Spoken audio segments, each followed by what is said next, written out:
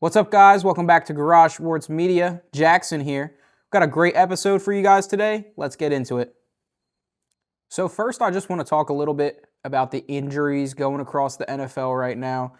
In the past couple of weeks, we've seen guys go out for the season. James Conner, Nick Bosa, some of these guys just, season ending off of little tiny things. But this week especially, two big wide receivers done for the season. So you had Malik Neighbors with that torn ACL. So, in MetLife, that turf is obviously going to be a big problem. A lot of players have gotten injured on that in the past. That field just takes everybody. Aaron Rodgers a couple seasons ago, but, Malik Neighbors had that really bad injury this past weekend. He's going to be out for the season. And going into Monday night, I don't think anybody could have really expected this, but Tyreek Hill also ACL tear with a couple other things happening to the leg. If you watch the footage live, that man's leg pretty much snapped in half. So not good. We're looking at season ending, possibly career ending for the 31-year-old wide receiver. So that's really just what I want to talk about right now with the injuries. What can we do better to protect players? This has been one of the most injury-prone seasons that we've seen in the recent decade of the NFL. I think a big part of that is the turf that these guys are playing on.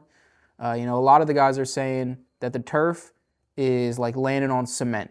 So, landing on the grass is a big cushion to any kind of leg injuries, Achilles, ACL, stuff like that.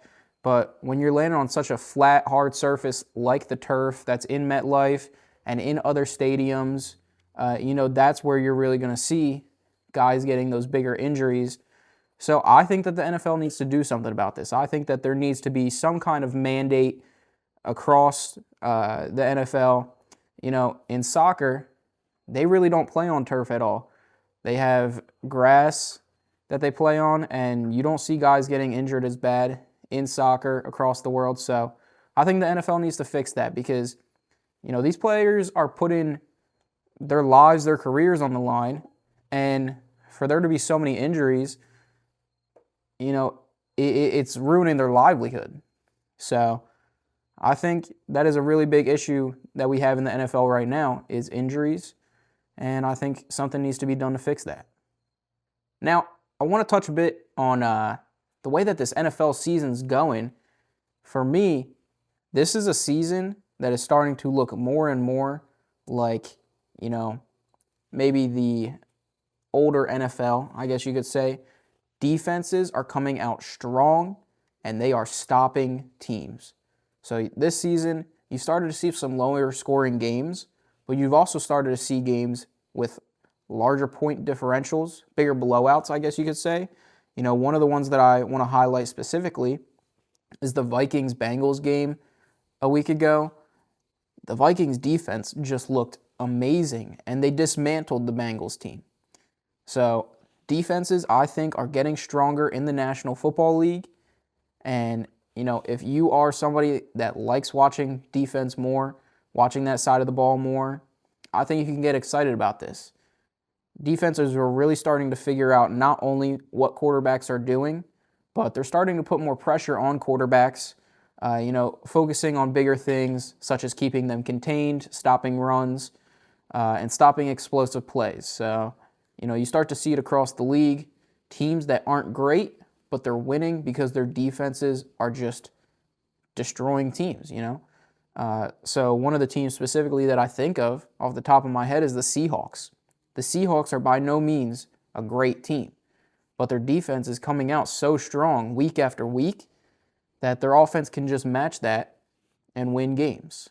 So I think we started to see a shift where, for a couple years, maybe in the late 2010s, early 2020s, you see a lot of high-scoring games, players putting up big numbers, big stats, and you still start to see that, but I think that we have shifted into a more defense-heavy NFL. Now, another topic I want to get into is the Eagles-Buccaneers game. It doesn't feel like the Eagles walked away with a win coming out of that game. Going down to Tampa, they've had a lot of challenges in the past between the heat, just being able to stay out there and stay alive. It's been a struggle for this team. So I believe the number is 3 of their last 4 games against the Bucks they have lost up until this past Sunday, where they did beat the Buccaneers. But this was like a reversal of the Rams game. Going into the first half of the game, team came out strong. He had that blocked punt, Sidney Brown scoop and score for a touchdown, which was a really explosive, electric play, and it got the defense really fired up for that first half. Really got all the players fired up. So, offense came out looking strong, a little shovel pass to Dallas Goedert for that first touchdown, and then the team kind of started to slip away after that. Now, especially after the halftime, after second half, going into that, the team just came out looking like a dud. Jalen Hurts, I believe he had under 10 passing yards in the second half. He really, really struggled getting the ball to AJ, getting it there on time. Now, there was a few routes that AJ had where he did kind of start to give up on it, but the coverage was heavy. They were really blocking the options downfield. But that doesn't really take me any much away from my worries with the passing game. Obviously this game made me feel a lot worse than I did about the passing game and about the offensive coordinator, Kevin Patullo. You had third downs, third and long, and you're looking to run the ball. That doesn't make sense to me. That just does not make sense to me. Now, why you're not throwing it, why you're not at least trying to get the ball to AJ, to get the ball to Devontae, I'm not sure.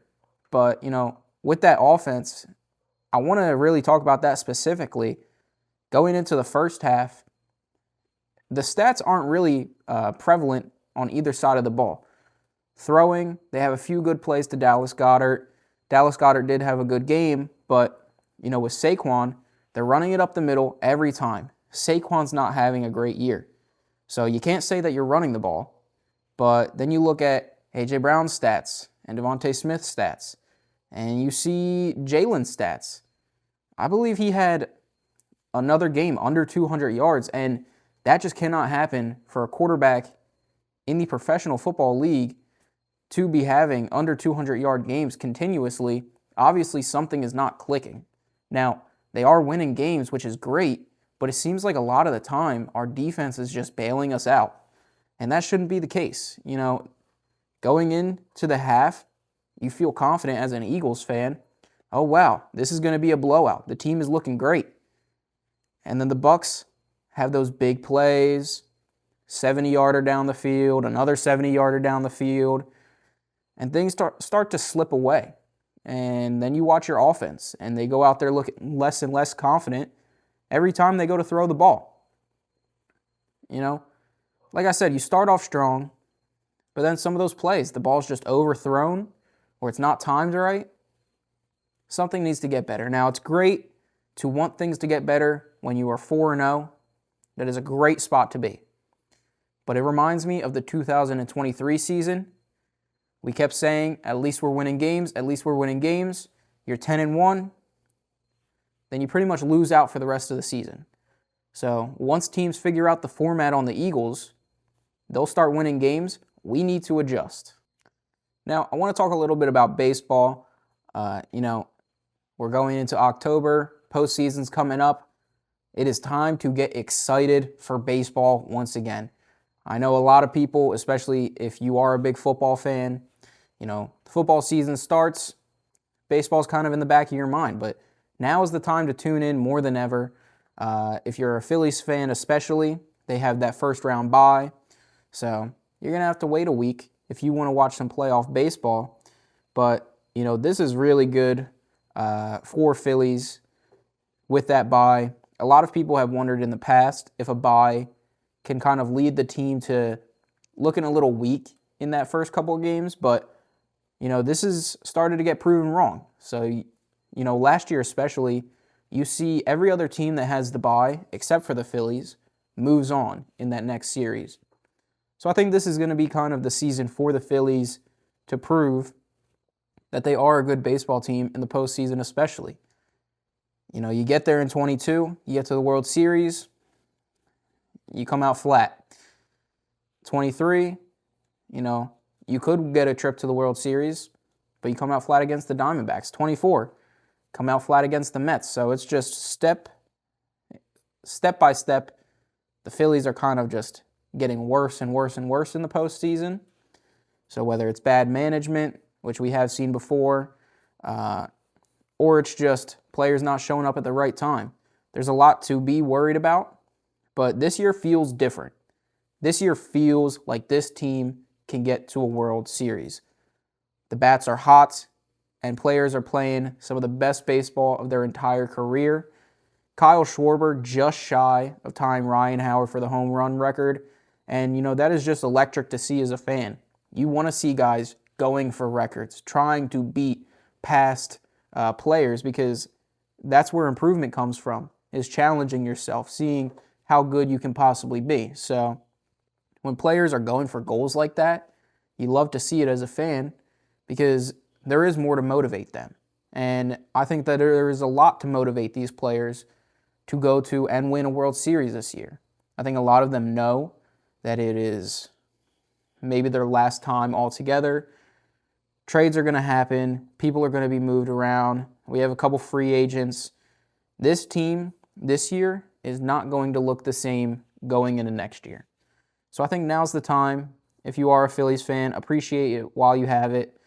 But get excited for some playoff baseball, and let's hope for a World Series. Now, talking a little bit more about Eagles football, I want to look ahead to the next 4 games. So, next 4 games, you have the Denver Broncos on a Sunday, and then that following Thursday, you've got the New York Giants at MetLife. You've got the Vikings on a Sunday again, and then you've got the New York Giants at home. So those 4 games, I want to look at and highlight each one individually, talk a little bit more about those matchups. Now, the Denver Broncos coming up soon. I think that is going to be an interesting game. The Broncos have not been great at stopping the run this year, so I want to see what Saquon does. I'm excited for this game. All season you're kind of waiting for him to break off on one of those 60-yarders, 70-yarders that he's had in the past, but there hasn't really been much. It's been a very vanilla offense with runs up the middle. You get a few runs going to the side, but you see that fake tush push where he hooks off, goes to the left. So I want to see more stuff like that. I want to see what they do with the Broncos. Broncos have a pretty good backfield with Patrick Surtain, so don't expect A.J. Brown to have a good game. I think a lot of people have started to get to the point in fantasy football especially. A.J. Brown is not a player that you want to start anymore, unfortunately. And, it's really sad to see for a top receiver like this on a really good team to not be playing to his potential.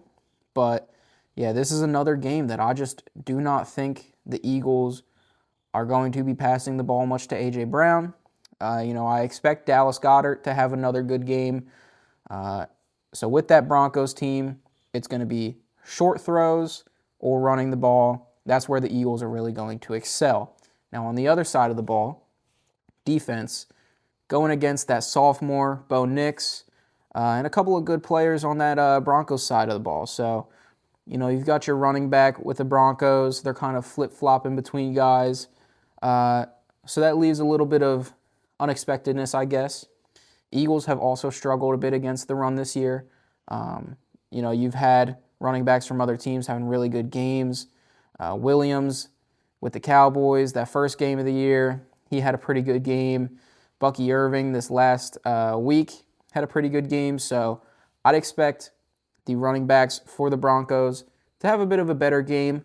But, I do see the defense kind of blitzing Bo Nix a bit and putting pressure on him. That line especially, I think, is going to be strong. In the absence of some of your guys, such as Nolan Smith, you kind of question what that line is going to look like. But, with the Broncos, I don't think they have an amazing O-line. So there's going to be pressure on Bo Nix. I think he'll have at least one interception. Now, next game I want to talk about, Giants at MetLife on a Thursday. So Eagles are going to have to flip quick, go to MetLife, an away game on a Thursday. You do not have as many days to prep, not as much time. And, although it's a division opponent, I think they kind of overlook these games. So I expect that game to be a little bit closer than we would like. I think that the Giants' defense is going to maybe surprise the Eagles a little bit, especially at the line, challenging some players, especially if Lane Johnson's going to be out. He was struggling a little bit against Tampa. So if Lane Johnson does get injured, I think you can see the Giants keeping that game a little bit closer. Jackson Dart in his NFL debut looked really good. So I expect that game to be a bit closer. Now, the Vikings versus the Eagles, that's going to be a pretty nice game. Vikings defense is very strong. So that's another game where I just, expect A.J. Brown to struggle a bit. Unless something changes with this offense where they can create more creative plays, get guys open at the right time, unless they can start doing that on offense, I don't expect their receivers to, do really well. So that Vikings game, I think, is another one where I could see the Eagles struggling a bit. But with the Eagles defense, whether they're going up against J.J. McCarthy or they're going up against Carson Wentz, I think there's going to be some really good matchups there. Justin Jefferson, probably going against Quinyon Mitchell. That's going to be a pretty interesting matchup to see. So, I think this Eagles defense is going to come out strong against the Vikings. And then, you come back home, you've got that Giants game. You played them 2 weeks before. This is the game where I think that the Eagles are going to bully the Giants a little bit. Giants are not a good football team, even though they looked a little bit good in their past game that they had against the Chargers. This is not a good football organization. So I think that second Giants game, Eagles are going to beat up on them a little bit, show them who's boss. I expect them to have a pretty good game. Thank you guys for watching Garage Sports Media. Don't forget to like, comment, subscribe. Tell us a little bit more about what you think the Eagles are going to do this season. Let us know in the comments down below, and tune in next Thursday for another video.